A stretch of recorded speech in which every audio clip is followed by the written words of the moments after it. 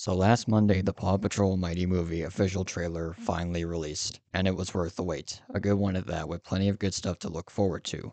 Cool shots, explosions, power upgrades, providing more questions than answers, and much, much more. And of course, with a trailer for a new feature film, you know what we have to do for the occasion. After nearly 2 years now since the last time we did this, it's time to bring back the analysis vids. It's good to be doing these again for the sequel after doing them for the first movie, where the channel got its start. So today we are going to break down most of the trailer and piece by piece and see what little details we can find and give my thoughts on what we've seen so far.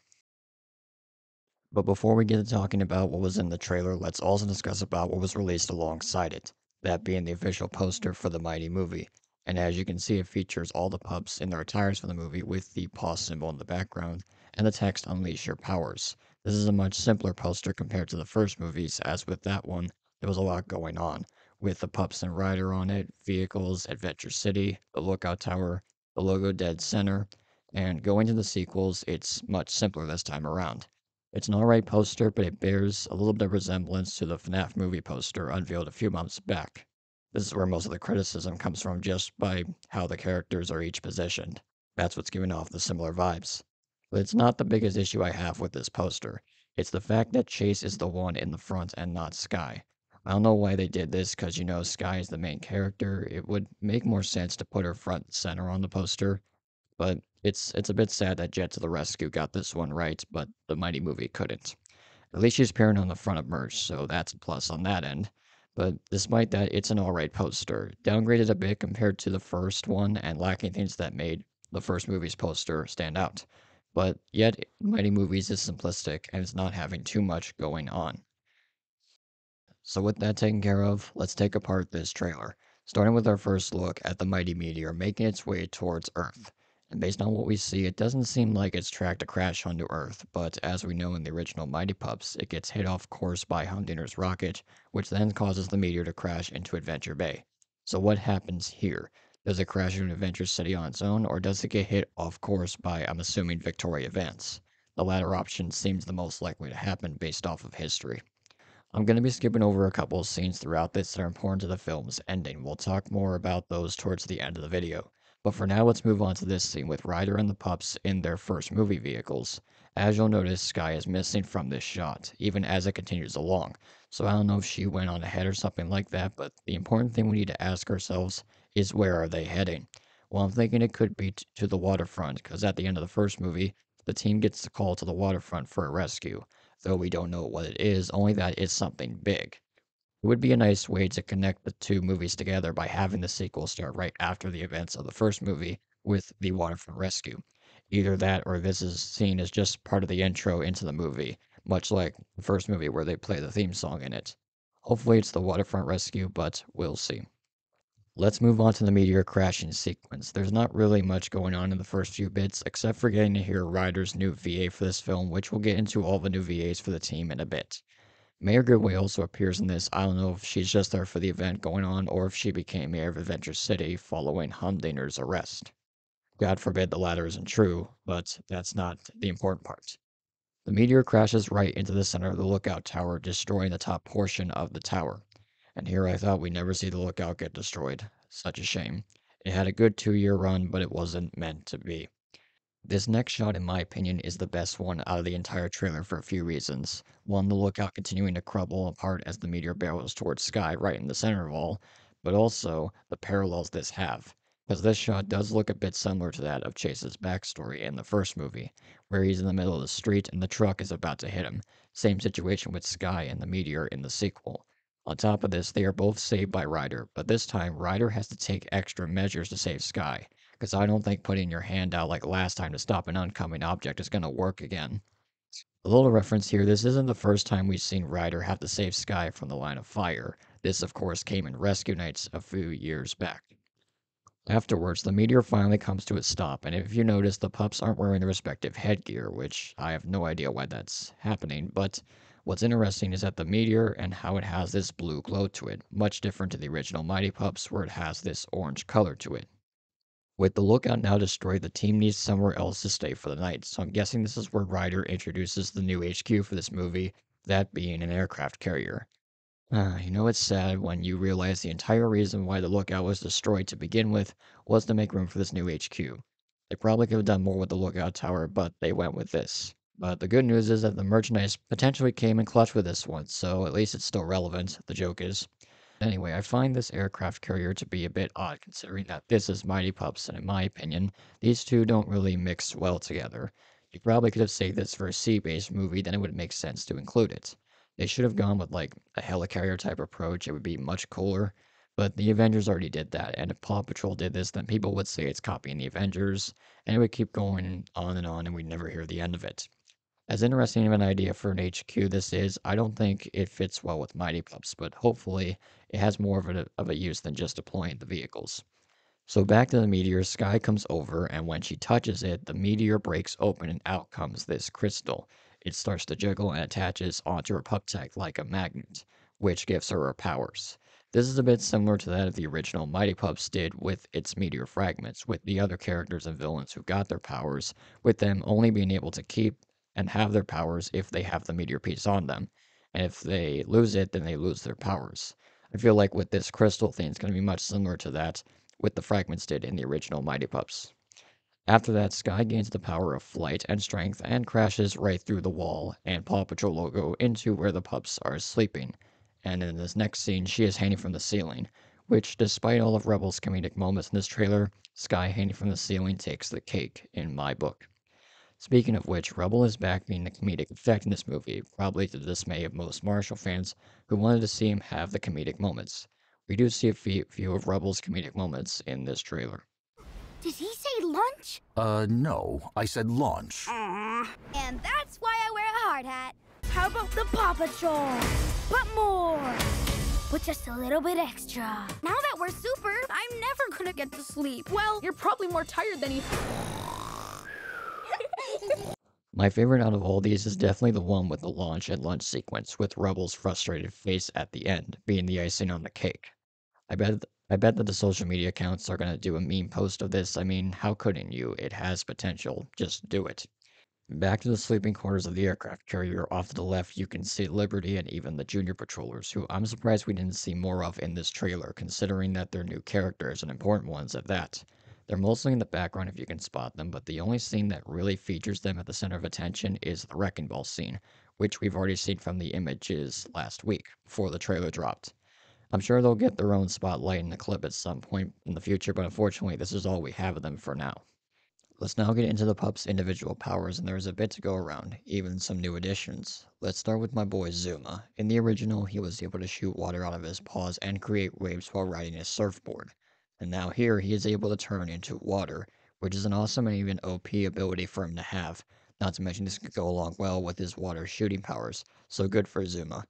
And you'll notice that Zuma's paws when using his powers are blue colored, which is a contrast to Mighty Pup's as he had orange glowing paws when he used his powers. I guess they did this for Zuma's water bending ability he'll have. Afterwards we have Marshall, who was able to use his paws to heat things including melting the surface with his original powers. Now he's able to shoot fire with his paws like fire bending in a way, which in reward nearly causes him to hit Liberty in the process, and having her make this comment. Great! Now the clumsy pup shoots fireballs out of his paw. I found this a bit amusing, but I'm not sure how Marshall fans are going to take that one.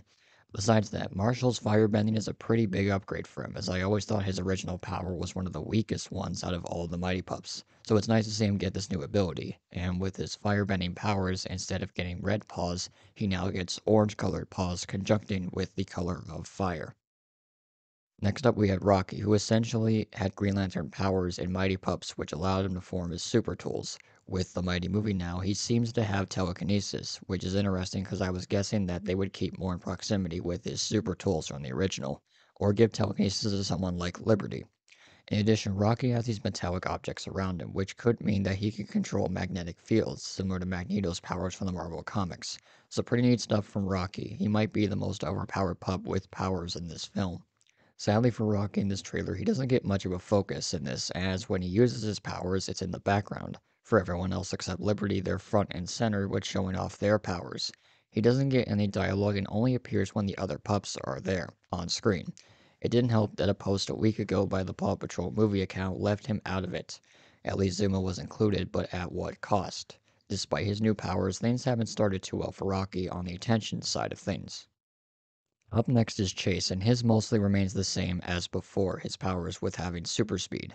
If I were to give him a new ability like the others, then it could be similar to what Quicksilver has with the ability to slow down time, though I think this would be too OP of an ability for him to have, but something cool and new for Chase. After Chase, we have Rubble, who gains his Wrecking Ball ability from the charged up episodes. It's not as big as it was in the series, plus, while in his ball form, you can still make out his model, which never happened in the original. The only instance we see him use his Wrecking Ball ability in the trailer is destroying a tower. We'll come back to this scene later on in the vid. And then there's Sky, who regains her ability of flight, but interestingly enough, she gains the power of strength as well. From what it seems, she won't be getting her whirlwind tornado powers in this film, which, back when I saw Sky's mighty tag in the hangar from the images we got before the trailer, I had a feeling that they weren't going to give whirlwind powers to her, and it seems like my suspicions have been confirmed here. I find this as more of a downgrade for Sky because her whirlwind powers were unique, original, and fitted well with her in Mighty Pups, but now it seems like they're trying to turn her into Superman in a way, just without the laser eyes and such. I'd much rather give Sky her original powers, but I don't blame them for having to try something new with her, considering she is the main character. Lastly, we have Liberty, who does get a crystal from the meteor, but at the moment we don't know what her power is. It seems like they're trying to keep it under wraps on showing it until the movie eventually releases. Still, it'll be interesting to see what Liberty ends up getting in the film. And if you notice, Liberty's tag has been changed to the light blue one she has worn since her series debut, and not the pink one she got at the end of the first movie. Not sure why they changed this still, but it could be something to ask Cal Brunker about. So that's all for the team members in terms of powers, but now let's switch to the villain side of things with Victoria Vance and Mayor Humdinger. Vance receives lightning powers which she can shoot out of her hands, a neat and original power we haven't seen in the show yet. She also gains the ability of flight, which I think we're going to see some confrontations in the air between Sky and Vance, so that would be pretty neat to see. Finally, we have Mayor Humdinger, who grows into a giant similar to what Ella's powers are. I was hoping his skin was purple, so that way I could call him Thanos Humdinger for the jokes and stuff, but I don't think it's important. On the right side of all of this, with his new power, he looks like a more formidable and intimidating foe. At least he isn't focused on his cats this time around like with his original power in Mighty Pups, and more on trying to crush the Mighty Pups in Mighty Movie. Overall, I like most of the powers so far and even the upgrades some of the characters got, and I'll be looking forward to seeing more usage of their powers in action once we get more clips and TV spots in the future. Let's switch gears and talk about the VAs for some of the characters. We already know a few of them from the cast list a few months back. Marcy Martin as Liberty and Callum Shankar as Rocky are the only two VAs in the Paw Patrol team to reprise their roles from the first movie. Christian Carl as Marshall was the only VA to reprise his role from the show, and Luxton Handspiker voicing Rubble in the Rubble and Crew spin-off series. Then there are the new VAs, with Ryder being voiced by Finley Epp, who sounds very close to what Will Brisbane provided as Ryder in the first film. Probably couldn't tell they're different actors if you put the two voices side by side. I'm liking what Finn is providing as Ryder so far. Next up is Chase and Azuma. These were the only two characters we didn't really have an idea of who would voice them until the day of the trailer. Via both of their Instagram pages, Nylan Parthapan, who voiced Al in Big Truck Pups, is going to voice Zuma, and Christian Convery is going to voice Chase. Zuma only gets one voice line in the entire trailer, it's very minimal, so it's hard to make a judgment on his voice at the moment. As for Chase, he gets two lines in the trailer, but already you can tell that it's a bit deeper than what Ian Armitage was able to do as Chase in the first film. I like what I'm hearing out of Connery so far as Chase. And finally, of course, we have Sky, again voiced by McKenna Grace. I talked a bit about her in my reaction vid, and my thoughts mostly remain the same. Grace provides a deeper and older voice for Sky than we've seen any other VA provide for her, and I'm still a bit mixed on what we've heard so far. But I'm still going to remain optimistic going forward, because I had the same feelings about Ian Armitage voicing Chase in the first movie, but as time went on, and eventually when the movie dropped, my opinion changed, and I thought Armitage did a fine job as Chase in the end. The same could happen here with McKenna Grace as Sky, so again, keeping an optimistic mind going forward on this, and we'll see how Sky turns out in future clips and such regarding her voice. The last thing I'm going to mention about the VAs is we got two more celebrity cast characters that were potentially revealed in this trailer. Starting with this scene where we see the Adventure City newsroom with this black newscaster. This could well be the character Lil Rel Howery is voicing in the film. Finally, there is Chris Rock, who was reported that he was going to have a cameo as a cat character in the film, and this just might be him. Oh my goodness! I can talk! I have so much to say! Give me that. I wasn't expecting him to be one of Humdinger's kittens, but a creative idea nonetheless for one of the kittens to snag a crystal and say a line of dialogue, but this is a moment I didn't really see coming. With this as of now, we still don't know who Kristen Bell, Serena Williams, or James Marsden's characters are going to be in this film. I figure they would have already revealed them by now, but keep an eye on the future for any clips or even articles relating to the movie. We could get our answer there. Moving on to the deployment scenes of vehicles, starting with the gear up sequence, and once again the robot arms, though be it smaller and different than the first movie, return for the sequel.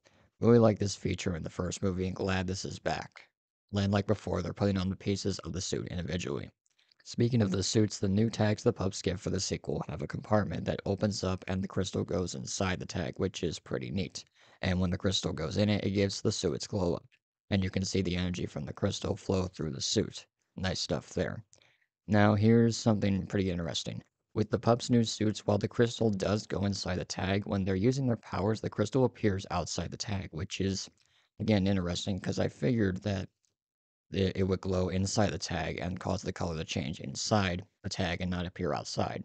Still an interesting concept. And finally, we got to see Ryder in his Mighty Movie attire, which, honestly, I take this over his original suit.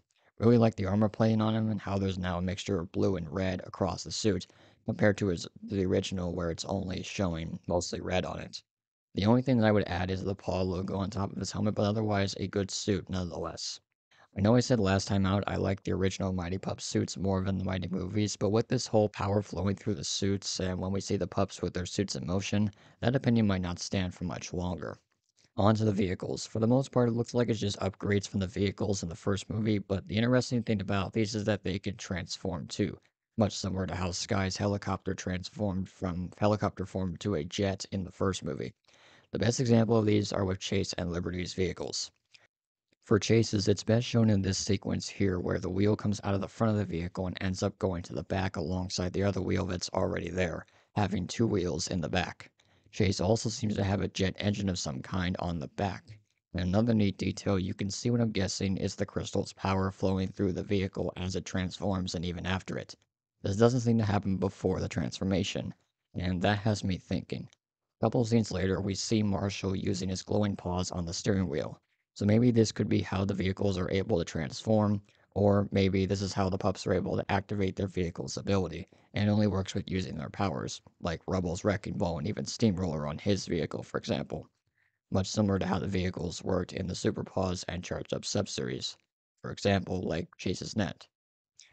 The only other vehicle transformation that we see is with Liberty, who by the way gets a motorcycle for this movie, an upgrade over her scooter in the first movie, and can transform it into a three-wheeler, which shows her mighty tag on the wing of the cycle. She ends up using this to save Dolores. I honestly would have left her there if I were given the option, before getting yeeted into next year by Mayor Humdinger. In this sequence, the team also passes by the spot where Ryder found and saved Chase in his backstory for the first movie, so neat little reference there. Other than that, overall, I like the transformation for the vehicles, but as for them on their own, I'm not quite ready to give a verdict on them just yet. We haven't actually seen them being utilized with their abilities and stuff. I'm not saying that I don't like them, they're alright so far, but honestly, I'm hoping we don't see too much of them, because I want them to focus on the pups individually using their powers outside of the vehicles. The original Mighty Pups benefited from not having vehicles, and I was hoping the same would be done here. But the only reason the vehicles are included in this, of course, is for merch purposes. Let's put some focus on Victoria Vance, the main antagonist for this film. As we mentioned earlier, she ends up getting lightning powers and the power of flight, with both her and Sky having the latter provides a good matchup between the two if they have any confrontations. Vance is voiced by Taraji Henson, and from her voice clips, Vance sounds exactly how I expected her to sound like in this film. It's showtime! I'm gonna take them one by one. All right, puppies! Playtime's over! Good stuff from her there. So looking forward to seeing what more we get from her in terms of voice clips in the future, because these sound pretty good at the moment.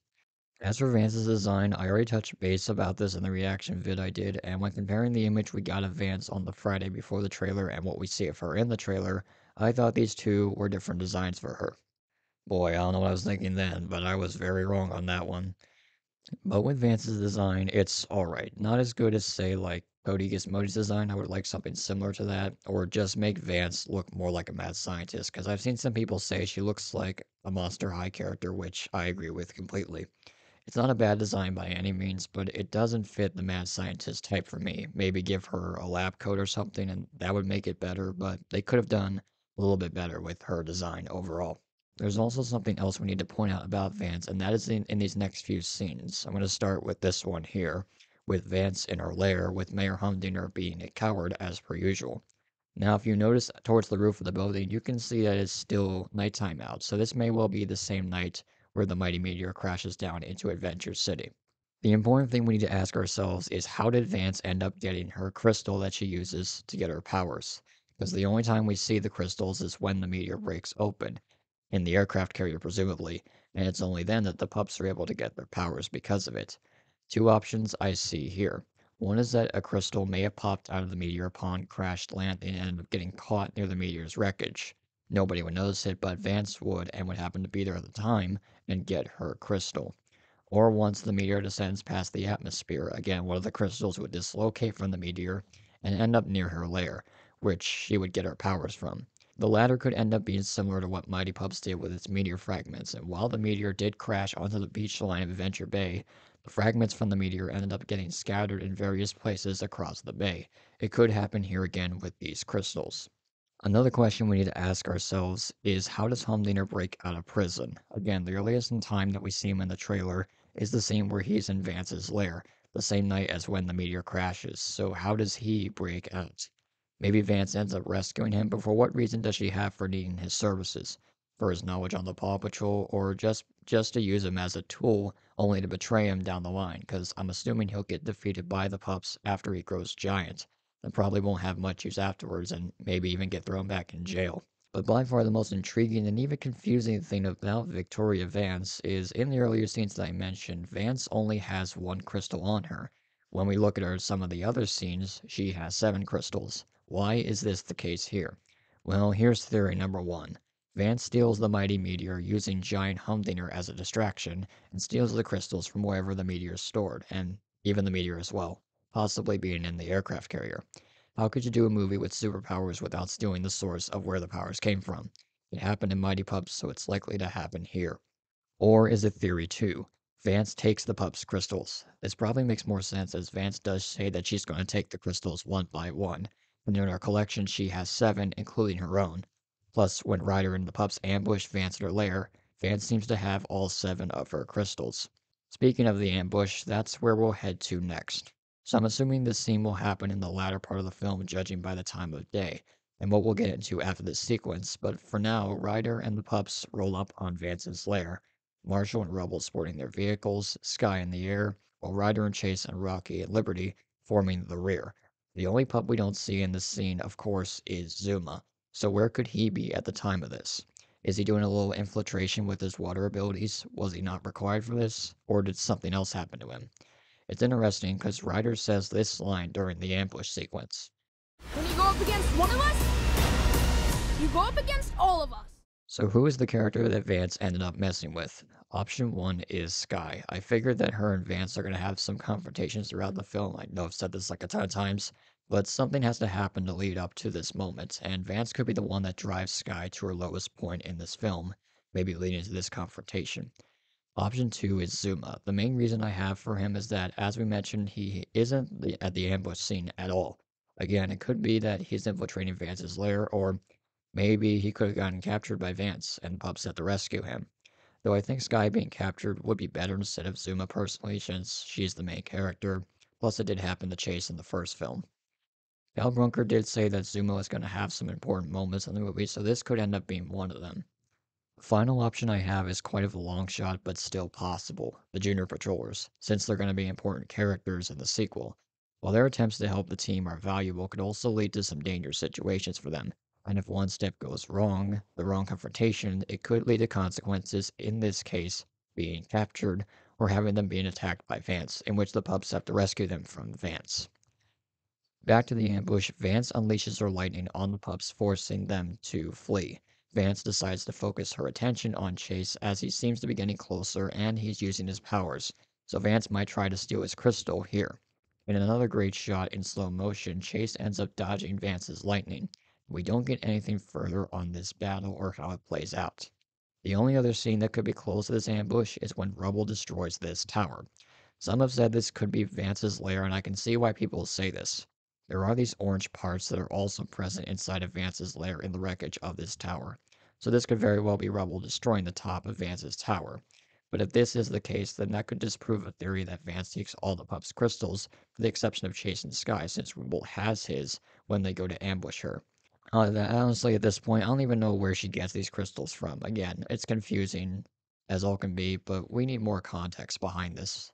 Maybe in future clips we'll get this sorted out. Alright, we're almost wrapped up with this analysis. Let's end it off with some scenes that could come from the film's conclusion. Not surprising that we see these shots from the ending. This happened in the first movie with Chase's leap to save Ryder, Sky blowing up the Cloudcatcher, and Humdinger getting Wedgie droned. Don't act like this is a new thing, it's happened before. Anyway, from what we can see from these scenes, there appears to be a giant meteor heading for the surface. Honestly, I'm not even too sure how this even happens to begin with. I couldn't even make a theory if I tried to, but this one remains a mystery as of now. As for this next scene, you can see a few people running away from the meteor heading towards Adventure City, and off in the background you can see Ryder, the pups, and even the junior patrollers looking on at this meteor. But again, the one pup that is missing from all of this is Sky, and we found out what she is doing during this sequence. In this scene, Sky is using her strength to punch through a small piece of rock from the meteor. But the interesting thing about this is the crystals in this particular symbol. I'm not sure if this has any significance to the overall lore of the meteor and crystals. I'm probably overthinking that. But I'm thinking that Sky's original crystal gets destroyed somehow, and the other pups then lend their crystals so Sky can stop the meteor from crashing into Adventure City. That's why she has 6 of them and not 7. Though I'd rather have the entire team come together and stop the meteor, but Sky doing this alone is understandable. And this could be the moment where she overcomes being the smallest pup, making the biggest difference by stopping the biggest thing possible, a giant meteor. And with that all said, we are finished. Not sure how many of you stuck around till the end, but thank you if you did. Overall, this was a good trailer, and it gives us a good amount to look forward to in the future with clips and such. I liked most of the things this trailer offered. The upgrades to some of the pup's powers are good to see, especially with Rocky, Zumo, and Marshall. The action scenes look pretty good, Vance being a formidable and intimidating foe, the transforming vehicles, and the upgraded suits. But there are some things I didn't like either. Sky losing her whirlwind powers and some of the pups getting upgraded powers while some retain the same as before. And I Got the Power, while being a fitting song, doesn't slap as hard as I Need Help or Good Mood from the first movie's trailer. If you ask me, I think the first movie's trailer was slightly better than the Mighty movies, but that's just me. So let me know down below what you thought of the Mighty movie trailer and what you liked and disliked about it. Thank you all for watching. Until next time, I will talk to you all later.